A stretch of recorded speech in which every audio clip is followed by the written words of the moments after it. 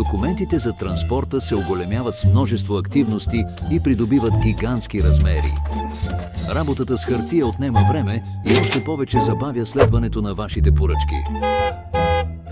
Изборът на цифрова товарителница означава по-ефективно водене на бизнес. Отървете се от CMR за шофьорите. С цифров пътен лист превозвачите, доставчиците на логистични услуги, клиентите и получателите могат да обменят данни лесно.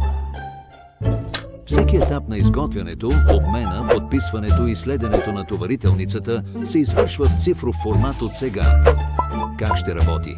Вие или клиентите ви могат да въвеждат поръчки през приложение или система и се създава товарителен лист мигновено. Поръчките се получават от шофьора. След зареждането, шофьорът подписва код с уникален QR за получаване. Ако клиентът е свързан с веб-платформата, веднага вижда PDF копие в цифров формат. Ако клиентът не е свързан с веб-платформата, може да се използва PIN код за подписване.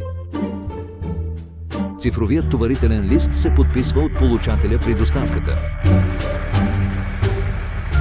с QR код или уникален PIN код.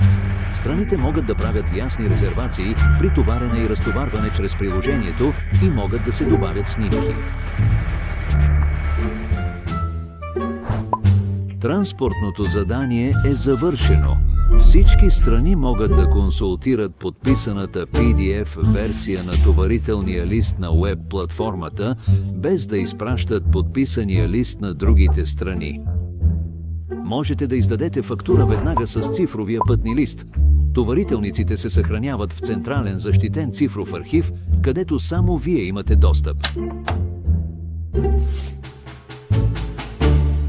Избирайки цифровия пътни лист, спестявате време, повишавате продуктивността си чрез по-бърз поток на информация и фактуриране. Изберете web-платформа, която работи с съществуващите системи.